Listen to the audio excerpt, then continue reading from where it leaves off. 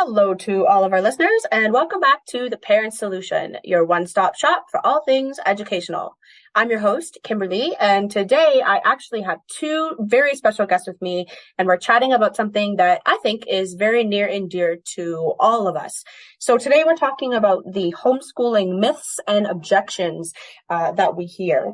I have Alysia here with me. She is a parent, and I have Kristy as well, who is another alternative educator. Ladies, welcome. Thank you, Kimberly. Happy to have you. Maybe we should talk about, Kristy, I know that you are also an alternative educator. Maybe it would be a good idea to just introduce yourself a little bit to our audience in terms of your experience in the educational field. Okay, I'd be happy to. My name is Kristy, is my given name, but I go by Kristy Boyd Johnson. And I have been a teacher. Well, actually, I started thinking the other day, I started teaching when I was in college because I was tutoring kids when I was in college. So I've been a teacher since then, which is a million years. And through that time, I have kind of seen and done it all, because I started teaching in the 80s, and I have seen everything that's come through the pike since then in terms of curriculum and the way that the schools have built, the classes have gotten bigger, and these failed curriculums like whole language and all these other things. I also have an extensive background with resource kids, which is what that is, the fancy school word for working with kids who have learning challenges such as dyslexia. Because I worked, in addition to working in the schools, I worked in tutoring center that specialized in that. And then I also had resource classrooms when I was teaching. And then in 2015, my mom took a bad fall and my whole life changed because I became an instant caregiver and had to give up my contract. So I went back when she was able to, when I was able to leave her alone for a day. I went back as a sub, and my friends were just ecstatic because you can't really have a normal sub come into a resource classroom. You need someone who knows what they're doing. So I had all the work that I wanted and was able to go in and help out some of my friends. And then in 2020, we all know what happened then. And I saw the writing on the wall. I thought, this is just going to be a mess. I just thought, I can't do this anymore. So I stopped. I took myself off the list and listened to all my friends cry and moan about how I needed to come back when they opened the schools up again. Sorry. And rethought things because honestly, I was so frustrated and so beat down and so burnt out. And I was so sad because of watching these kids suffer, watching the teachers suffer, and watching parents scrambling, not knowing which direction to go in because they didn't know who to yell at. Because they didn't know what was really wrong. They just knew something was wrong. And that's how we came to this place now, which through the shutdown and Alysia and I talking, we came to realize that I had this kind of vision about the way it should be. And we started talking and decided, why don't we create the vision? A vision where parents and teachers and the students work together as a team for the best interests of the child rather than worrying about the system. The system is broken. So that's what we have done. That's awesome. That's awesome. I love it. And I know for myself, that's been a very large motivator in doing what I do, being able to serve students mostly, of course, but in serving students, being able to serve parents and the teachers as well, right? Because you're right, the teachers do not, especially now, do not have enough support within the classrooms, and they just don't have the time. They don't have the time or the resources, or the help or the assistance that's needed really for all of those kids. You know, that the average class size is 25 or 30 plus. There's just not enough pieces of the teacher to go around. So, Oh, um, so I think true. that's a really, I think that's a really, really great thing that you've done. And how do you know Alysia? Alysia and I have been friends for quite a while, and I'll let you tell her about, we've been friends and we just started talking, but I'll let you tell, Alysia, you tell how, we came around. Yeah. Okay. Okay. So yeah, we met a few years ago through a mutual like business connection that we had. We kind of ended up in the same. We were both in the writing world at the time, so we're both writers, and Kristy also does editing work as her other job, and so we were both kind of doing that stuff, and that's how we met because we both entered into this program where we were gonna boost those businesses that we had at the time. And what happened is our friendship kind of just naturally bloomed out of that pretty quick, and we came together and knew we wanted to create some kind of a business together that would just make the world a better place, make us feel alive, to be able to show up to work every day, and not have to go back to I was never a teacher. I'm a mother, but as a mother, I worked in jobs that were pretty equivalent to what the schools felt like. They're very, very constricting, and just nobody cared about the well-being of the employees. And so I knew that I didn't want to go back to that. So that's when we started brainstorming. And then as the shutdown happened, and my children, I have a 12-year-old and a 8-year-old, she's almost 9.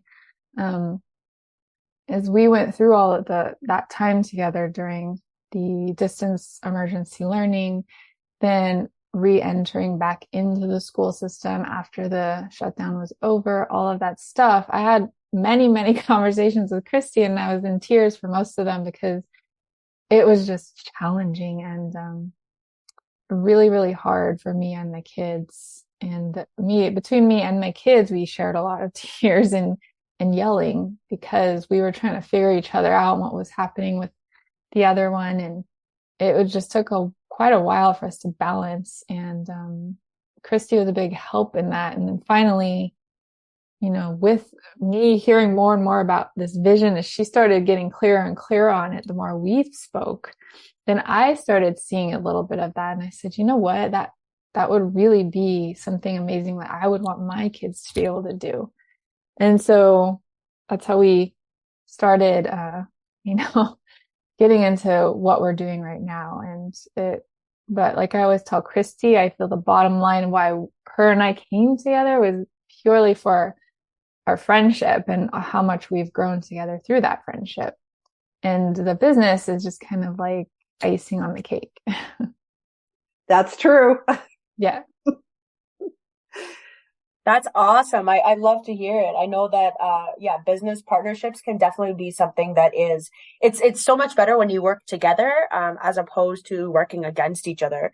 And I really think that's part of the, narrative, if you will, around, or the idea, around homeschooling in general, which I know that's part of the largest reason what we wanted to chat about today, was homeschooling and some of those myths and objections that people kind of put forward, or that are in the educational space, rather surrounding homeschooling or about homeschooling, or some things that people say, right? Because they don't necessarily know. So that being said, Kristy, I know that you have heard, I know I have heard many myths and objections, but I'll let you go first.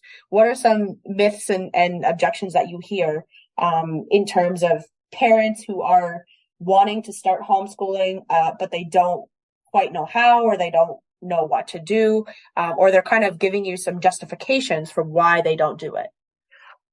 Well, one of the big ones is that exactly what you just said, Kimberly, I don't know how. What if I do it wrong? What if I screw up my kid and they never learn to read? And I started thinking, well, I know how to do that. So what if that's what I did. I thought, what if I create a program where I do the teaching and you get to just have the fun with the kids? And that, because, hiring a private teacher, that's a wonderful thing if you can do it, but that gets pretty expensive because the teacher also has to make a living wage, right? But of course, yeah. Yeah, but we created it in a way that they get all the benefit of it and all my expertise, and I get to help them. And then the parents get to relax. And, parents who grew up in the 90s with whole language, one of the things that I've really been concerned about is watching them grow up and seeing how it's created this illiteracy in our society, and with the bare bones minimum. And that is not their fault. That is the fault of the system that forced that on them and made them feel that if they didn't learn it, then there was something wrong with them. And kids will always internalize that. That is very upsetting to me, because kids should not be internalizing, I can't do it. They should be in a space of, oh, this is fun. Oh, and if I struggle with this, we'll try it another way. Let's try it another way. Let's look at it like this, because everybody learns in a different way. So that was one really big one that I've dealt with, is just like, you don't have to become a teacher. You don't have to do that. You can be a parent and inspire your kid to learn, enjoy, and have the fun without all the stress. Something else that I hear too, is this fear, talking about, the academic portion of things, is this fear that my kids are going to be behind, right? Academically. That's one of the biggest ones that I hear, is that if their child does not attend a public, or a private institution, that they're somehow going to be behind academically, or they're gonna somehow they're going to miss out on certain academics, I guess, or secrets that are taught in the public school system that you as a parent supposedly are not able to give them, or not able to teach them. Oh, that is so true. And here's the dirty little secret that people I don't think people realize this, but in that 7 to 8 hour day in a classroom, most of that time is completely wasted. My last regular classroom, I had a 7-8 combo, and I had 50 students, 50. Oh my. Yeah, 50. And half my kids were sitting on the floor because there wasn't even enough physical space in the room for them. Wow. And then you have in there, I have all the kids under IEPs, and I have all the kids who are gifted and ready to just rock and roll and are like bored out of their minds. And then I have the 4 troublemakers that take every opportunity, like the one that would jump on the kid next to him and start hitting him. Where do you think my attention was? It wasn't on the kids with IEPs. It wasn't on teaching the material, and it wasn't on in creating fun things for the kids who are gifted to do. It was on preventing kid A from beating up kid B. And I would send them to the principal, and in 5 minutes they'd be back. So, that you can imagine how much time is wasted in a situation like that. So I was lucky if I got the bare minimum done in a day. Until I decided one day that I wasn't going to do it their way anymore. I was going to do it my way. And I just threw the rule book out, and I threw the curriculum out and did it my own way. That's so good. Do you want me to tell you that story of what I did? I would love to hear it. I'm sure maybe Alysia knows, but I don't. I'd love to hear it. Well, I was teaching argumentative writing, and where you pick a side of a debated issue and you make an argument for it. So what I did is I started out with I started showing them propaganda, and I chose World War II because I figured that's there's history in there, and we looked at Russian propaganda, American propaganda, English propaganda from all over the place, right? And they started seeing how facts could be twisted and everything. And then I moved them into debating by having them debate. So like I got a couple of volunteers up there one day and I said, debate chocolate versus vanilla. And I set the ground rules and they debated chocolate versus vanilla. And then the other kids got to vote on who made the better argument. And then we did, a whole bunch. We did M&Ms versus Skittles, coffee versus tea, math versus PC. Very simple things. Yes. My rule was no politics and no religion because that doesn't have a place. Right. Yeah. And, absolutely. Right. And so because it was fun and they were making an argument for something that they didn't have an emotional attachment to, they brightened. And the kids who didn't want to get up and do a debate, they were able to still watch. And then the next day I had them pair off. And instead of having to stand up in front, I had them pair off and do it individually so that the kids who were quiet the day before still got to do it, but they didn't have to, So anyway, as I worked them through this process of learning to make an argument, we built up to then at some point I had them, they got like 5 minutes to make notes on their side. And then we built up to where now look what you guys have. Write down what you just did and you have an argument instead of focusing on, oh, you can't use contractions and it has to be in this structure and you have to, you can't say these words and you have to use those words. It's like writing's about ideas. You guys, yes, and 100%. Yes. And so they loved it. And they would see me in the morning. They'd all come up and hug me and, we can't wait for class today. And people were looking at me like, what is going on? what in the world is she doing in her classroom? So, it's really, it's about so much more than sitting in a chair and doing what you're told. That is not what education is. And that's what you're missing out on if you're not in school. You're missing out on all the wasted time. You're missing out on all the wasted energy, the boredom. I mean, come on, people. Everyone has sat in a classroom staring at the clock and wishing it would hurry up and get there so the bell would ring and we could get out of there. All of us have done that. And, sometimes hopefully not physical danger in terms of, the way there are now terrible, terrible things happening in the school, that there's no mystery about teaching. It's only a mystery in your mind. Because learning is about so much more. Yes. Mm-hmm. No, it's so true. And Alysia, I don't know if you maybe have some perspective on this, but you said that you have started homeschooling your children, or have you always homeschooled your children? No, I didn't always. They were in private school up until last year. So my 12-year-old, that was quite some time that she was there. And then I have, my other one started 3rd grade this year. So I took them out the end of last year for the last 2 months, and then they've been homeschooling this year.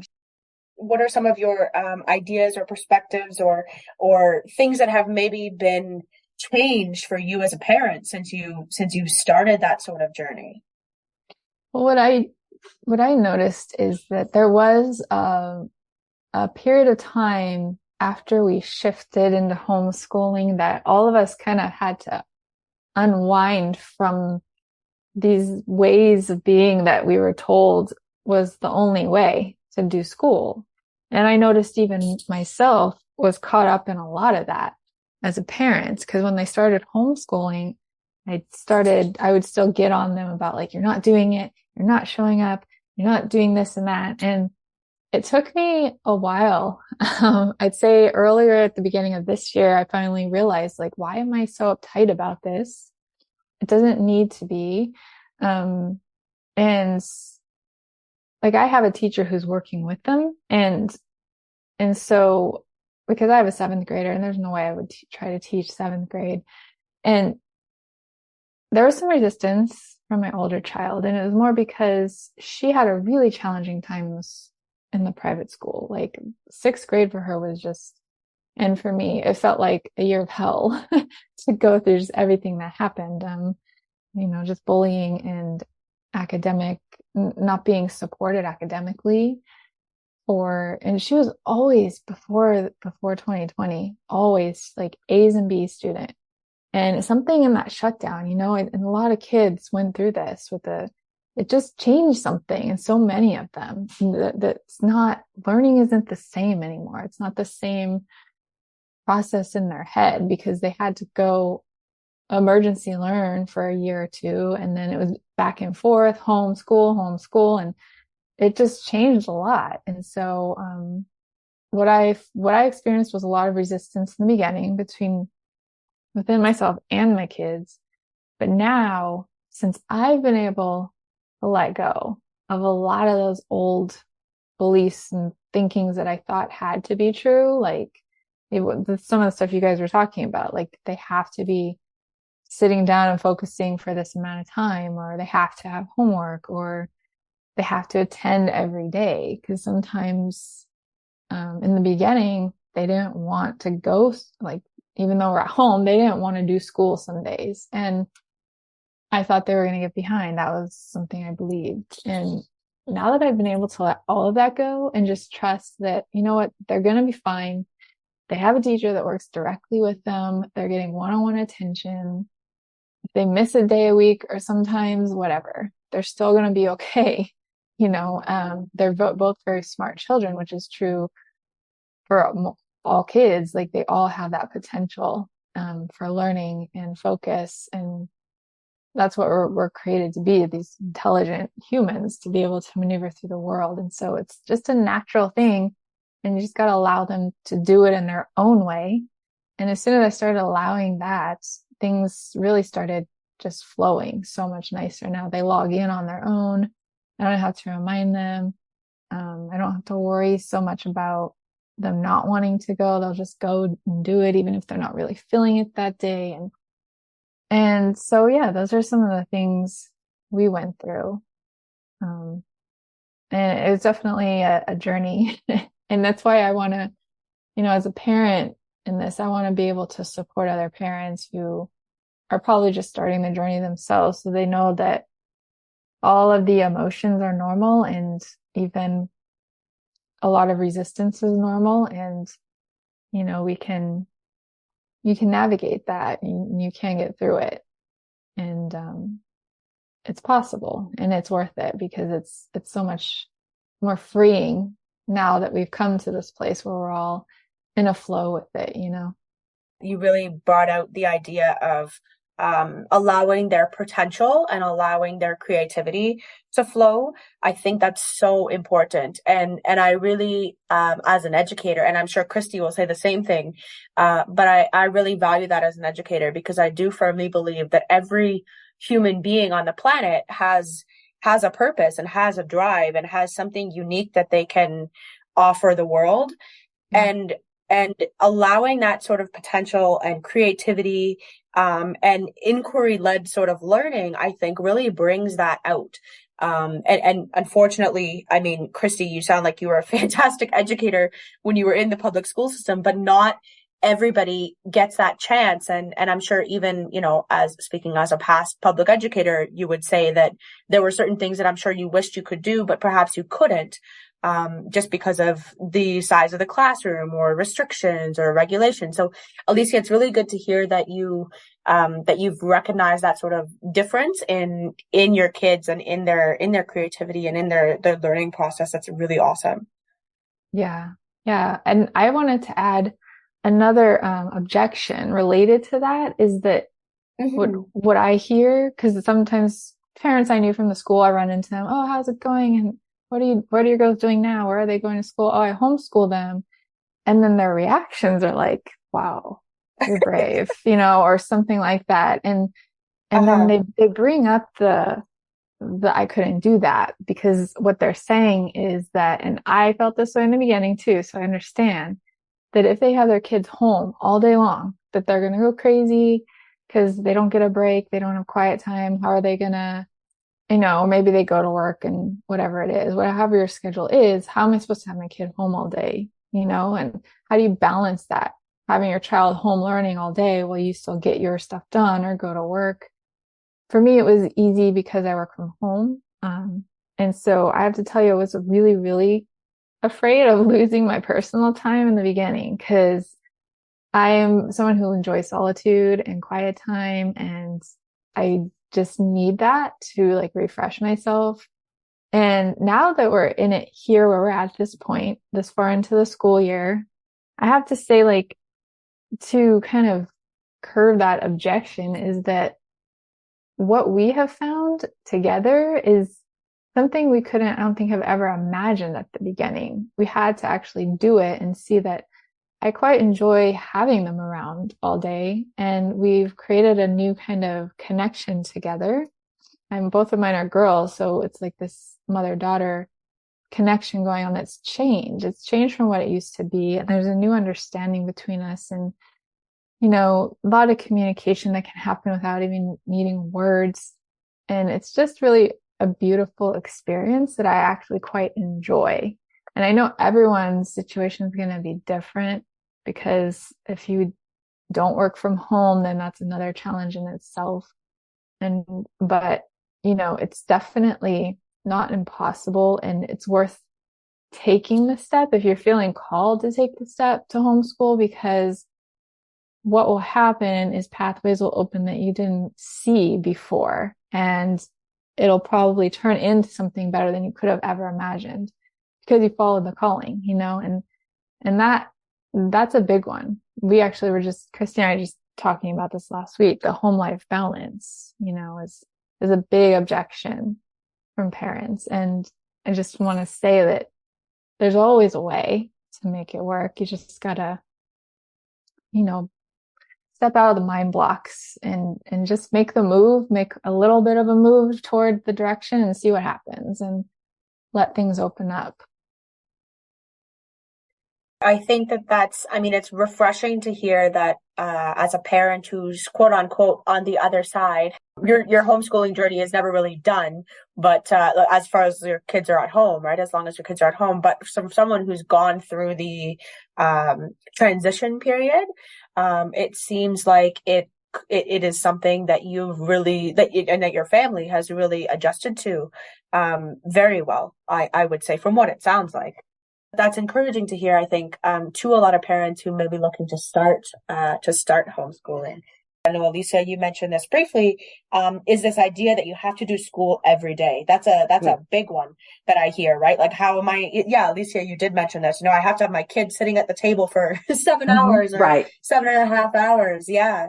And it's this idea that you have to be, recreating school at home, right. which I don't think is realistic whatsoever. Oh, I'm so glad you said that, Kimberly. You could be me. I say that to people. Homeschooling is not moving school into your living room. Yes. It's really not. Yeah. You know, one of the things about school, because there are so many kids, teachers are forced into a position of making them sit there, because you can't do it any other way. There's no physical space. They can't be, you know, but at home, you know, when you shouldn't actually especially with little kids that are learning to read, you shouldn't spend more than 15 minutes on a lesson. And then you got to give them a chance to move. So what that means is, you know, have a dance party, or let them go out in the backyard and play for a little bit, or whatever that looks like that works for you. And then the same for math, where you do a 15-minute lesson and then it's a freedom. And then you do exploration into art and music and, you know, all the other fun things, the real life stuff, like helping mom bake cookies. You know, baking cookies or any kind of cooking is, you know, is chemistry. Well, if you think about it, it's also math. That's math right there. Oh, if you want to triple the recipe, okay, now you're multiplying fractions. There is real life math in real life skills, right? Yes. It's not that learning has to happen in this sort of stringent and static environment. I'm so glad you said that. Yes. I'm so glad you said that. I kind of want to blend this with the other objection that people have said to me is I'm worried that my child won't get socialized. That's a huge one. Yes, because here's the thing. What we parents mean when we say, I want my kid to have social skills is we want them to have friends and get along and know how to resolve conflict in an effective, positive way, and et cetera, et cetera. We want them to grow up and be happy and actually have that experience in life, not just be sitting in their bedroom in front of a computer. Right? But what schools mean when they say socialize relates to why the school system is the way it is in the first place, because it was designed around the industrial complex where they were training people to sit down, work quietly for extended hours in a day because they were going to grow up and work in factories, or in our world now, work in a corporate world where they're sitting in a cubicle for 8 hours a day and focused on whatever tasks they have to do. Well, kids today are not having it. Parents are not having it. Teachers like me are not having it. And you, Kimberly, we're not having it. Because no, we are not. No, but it's so easy to get socialization. The positive kind of socialization is so easy with homeschool because one, there are tons of community events to do, as simple as going to the library. The little tiny library that I have near my home, it's just a little addendum. It's kind of like a little attachment to the bigger library. They do every week on a certain day, they do fun things for the little kids. They have story time, they have activities, and the librarians are such lovely people. And every library has stuff like that. There's community, if your kids are athletic, there is a community community organization for every sport you can imagine. Swimming, soccer, baseball, and the list goes on and on and on. And if your kid, Alysia's kids are in cheerleading, there's dance, there's everything you can imagine. And that's where they have fun. That's where they meet kids and make friends.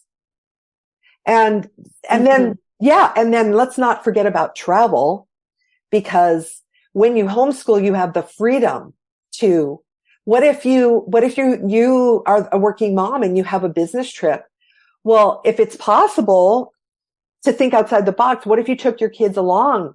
Yeah, you need to have someone needs to watch them if they're little. There has to be an element of safety there, but there's opportunities there. I can't tell you how many people I know who are in Europe right now during the school year. They're spending a whole year in Europe. Those kids are getting a better education doing that than they would be sitting in a classroom. 100%. Yes. So socialization is easy. That's so easy. Well, and another funny thing that I hear, I'm glad that you brought up the socialization one. I could talk for probably 2 or 3 hours on that subject alone. But I find that a lot of the objections around socialization, it tends to be very much centered around, well, what else am I going to do? Right. If like Alysia said, she works from home, that's something that's very, very common nowadays. And I think society is trending more towards that work from home, especially for office jobs or corporate jobs or something like that, right? Or even like business owners as well. Yes. And educators working from home, right? It's about the system that you create that can work for the children in your care and for the students that you serve. But with the socialization aspect, I think a lot of it comes from a fear of their child. Like you said, Kristy, my child is not going to be, they're not going to be good with people skills, and they're not going to know how to resolve conflict, and they won't really know how to interact with others. And like you pointed out, that's not really the schooling system in general either, because in school, what are you told to do, right? It's like you said, teachers, because they have so many, they're forced to teach to a class that, okay, sit down. Like, it's more about classroom control. At that point, when you have 25 or 30 kids in a classroom, it's hard to teach in a dynamic way, especially with little children too. It's hard to teach in a dynamic way when you have so many of them. And the socialization aspect, like I always counter with what socialization aspect? Kids are told to sit down, be quiet, hold your place, raise your hand to speak. Like it's very much a structured and controlled environment. Yeah. And not that there is anything wrong with that necessarily, if that's the route that you wish to go, but is that really socialization is always my counter question. Are we socializing or are we training them for the workforce? Because that's in my personal and professional opinion, that's what public school is really for. That's exactly right. Yeah. And the kids, yes. Okay. And the socialization thing too is, you have a school of 3,000 kids that are thrown together just because of the geographical area they live in. And you get there. I mean, that's all the teachers have to be out on the playgrounds during recess to make sure kids aren't fighting or hitting each other or doing any number of other things that I could tell you they do.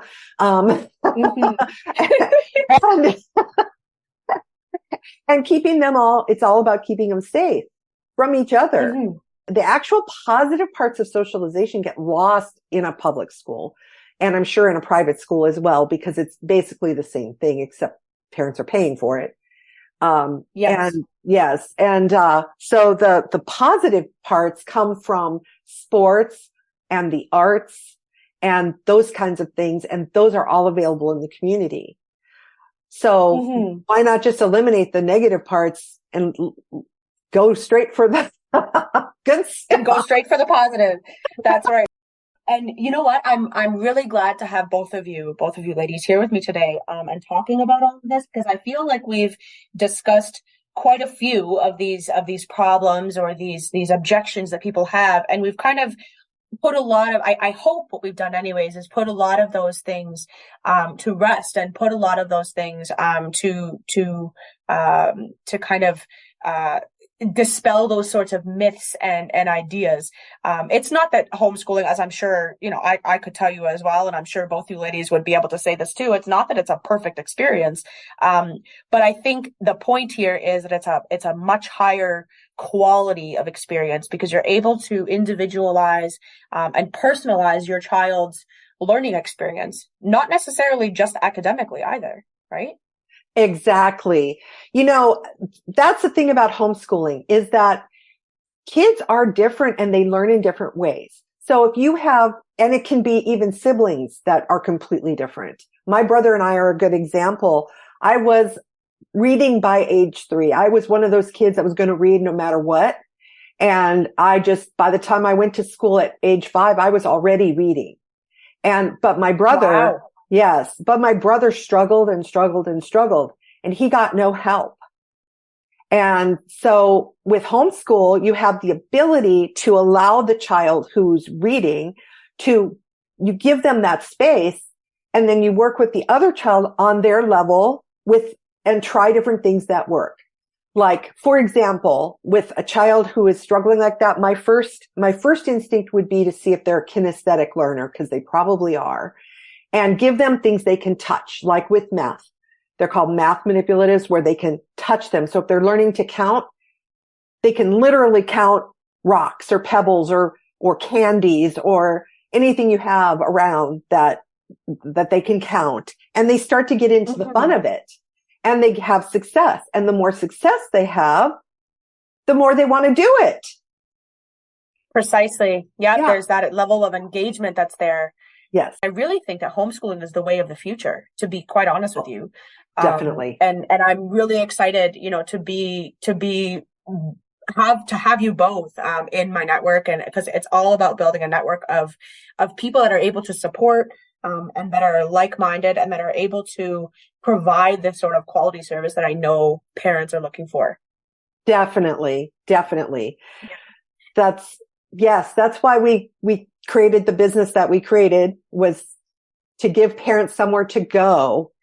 And, and then if they need someone like you, Kimberly, to assist their child because maybe they work extremely long hours or something like that, then it's so easy because you could literally just log in and do our program with with the kids, and it makes it super easy for you because you don't have to try to reinvent the wheel.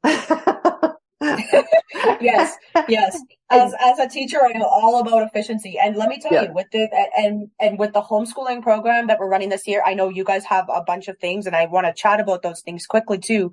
With the homeschooling program, which is the new one that we've come out with this year, it is just the kids are doing amazing. Like I tell you, the questions with, you know, even just with science and history and things that, like, questions that I would not hear from students in a classroom. The inquiry-led learning model is really one of the best ways to go for learning, and homeschooling allows you to do that.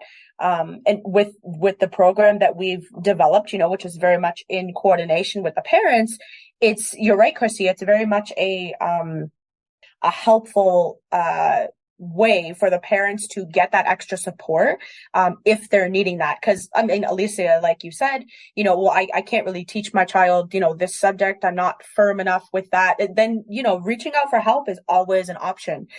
There are options out there that won't cost you an arm and a leg. There are there to be able to help your child if you yourself can't, because I think that's really important, being able to provide your child with all those sorts of educational opportunities. Definitely. What is it that you guys have in the works? I know you were talking about curriculum and different programs and whatnot that you've developed. What has Barefoot Learning Club come up with?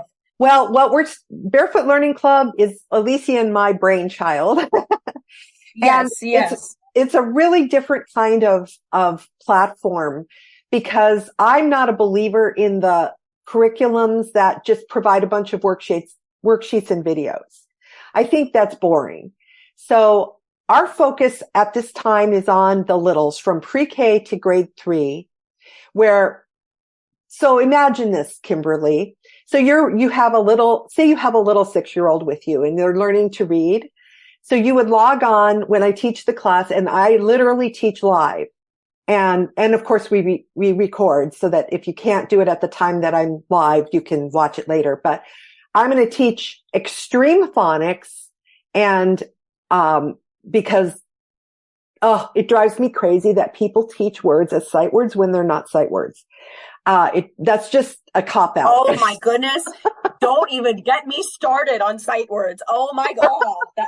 That is honestly, yes. You're speaking my language. It's so unnecessary. Yes. And for any kid with a learning difference, if you don't teach them phonics, they're just going to be lost. You got to give them that solid foundation in reading, writing.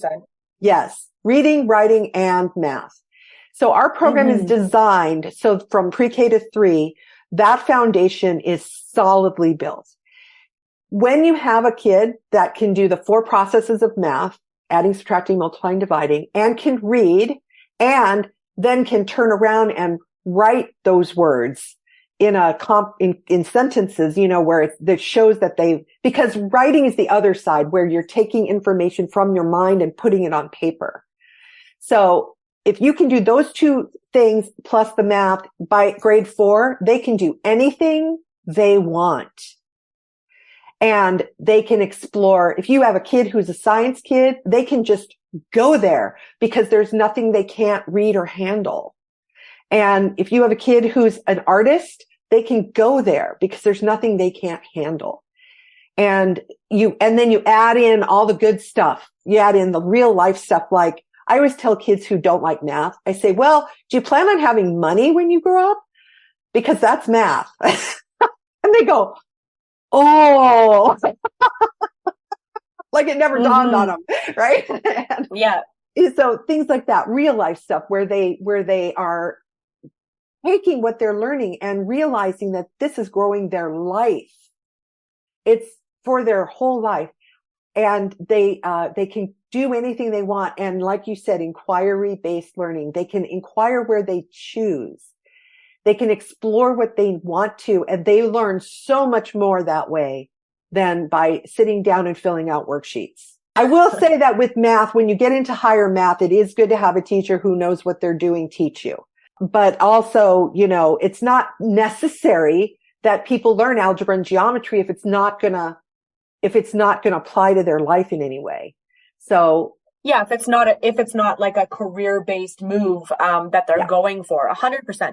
I can't count. Oh my goodness, I can't count how many times students have turned around and said to me, with tutoring and whatnot, and turned around and said to either me or to one of my instructional professionals, why am I doing this stuff? Like, what does it matter about rational numbers and this, that, whatever other higher concept they're learning, right? Algebra, geometry, everything else, and I've been quite honest, and I've been like, you know what? Unless you're going into a math-based career, this is not necessary. This is not something that you're going to need, but we're going to do it because you are learning skills here that you're not going to get anywhere else.